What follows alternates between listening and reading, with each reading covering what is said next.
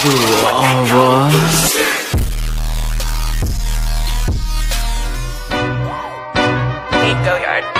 I got so much motherfucking design on right now. Break it down, bring it back, make it clap. I got 3 old thoughts, new block, where that thing. Bitches on my line, and you know they come strapped. Halo, Assalamualaikum warahmatullahi wabarakatuh. Perkenalkan, nama saya Dinar. NIM saya 2210602033.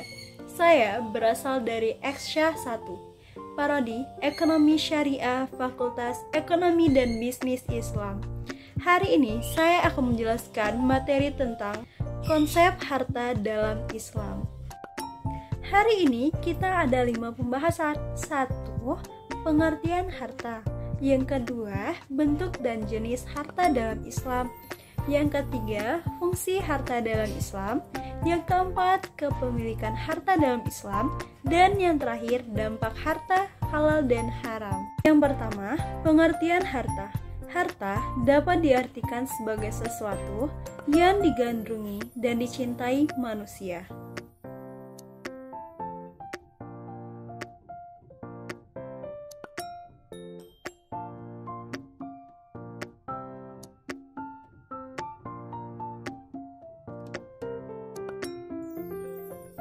Yang kedua, bentuk dan jenis harta.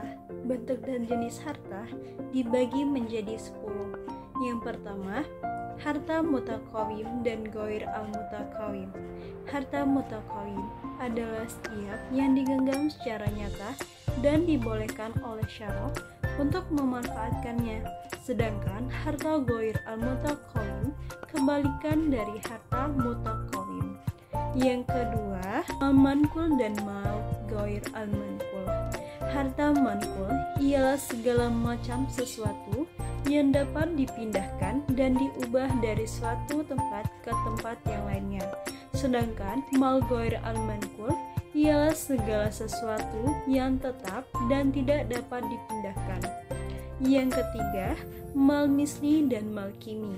Harta misli yaitu harta yang memiliki persamaan atau kesetaraan di pasar, yaitu perbedaan atau kekurangan yang biasa terjadi dalam aktivitas ekonomi.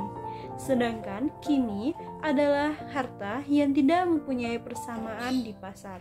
Yang keempat yaitu mal istikhlal dan mal istimal. Harta istikhlal ialah harta yang tidak mungkin dinikmati manfaatnya kecuali dengan menghabiskan zatnya, seperti makanan, minuman, dan sebagainya. Sedangkan istimal ialah harta yang dapat digunakan berulang kali. Yang kelima, mal ain dan mal dain.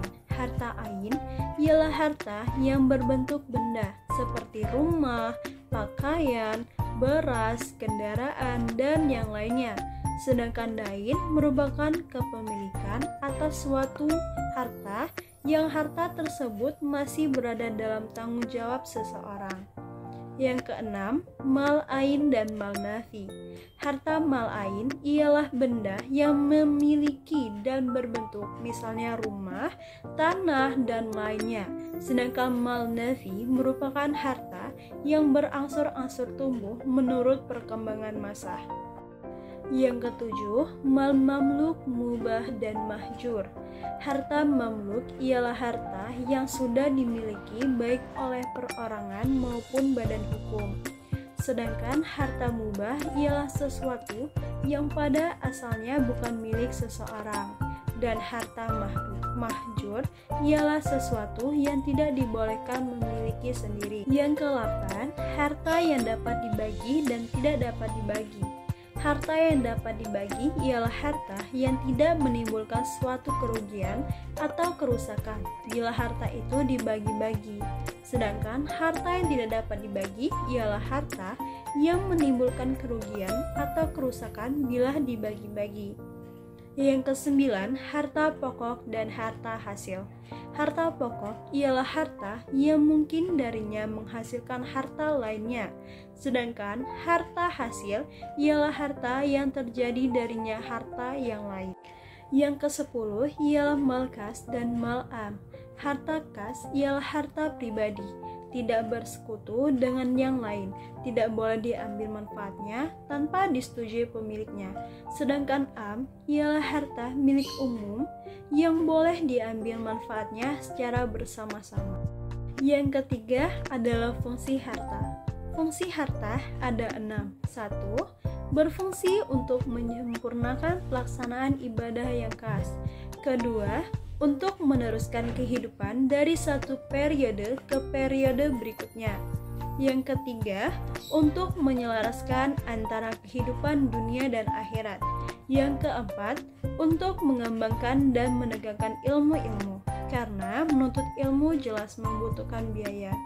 Kelima, untuk memutar peran-peran kehidupan seperti adanya bos dan bawahan. Keenam, untuk menumbuhkan silaturahmi karena adanya perbedaan dan keperluan antara seseorang.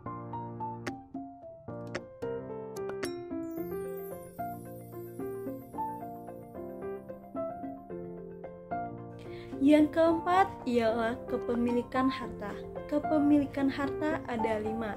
1. Kepemilikan individu, milkiyah fardiyah atau private property. Yang kedua, kepemilikan umum, milkiyah ammah atau collective property.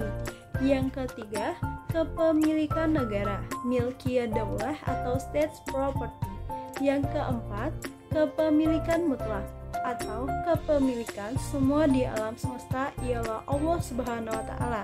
Dan yang terakhir adalah kepemilikan relatif. Walaupun harta itu milik Allah Subhanahu wa taala, tetapi kepemilikan manusia diakui secara dejan karena Allah Subhanahu wa taala. Dan yang terakhir, yang kelima yaitu dampak harta halal dan haram. Seperti yang kita ketahui, sumber dan dampak harta yang halal telah dipahami secara jelas oleh mayoritas umat Islam, seperti keberkahan dalam harta, kemudahan beramal soleh, pelipatan ganda pahala, dan kenikmatan dari Allah Subhanahu wa taala dan sebagainya. Sedangkan dampak harta yang haram yaitu 1. Mereka telah mendurhakai Allah Subhanahu wa taala. Yang kedua, harta yang masuk dalam tubuh berhubungan dengan amal jasadi. Yang ketiga, orang yang suka memakan harta yang haram menyerupai orang Yahudi. Yang keempat, makan dari harta haram merupakan penyebab terhalangnya doa. Yang kelima, petaka besar apabila memakan harta haram adalah terancam dengan api neraka. Dan yang terakhir, keenam,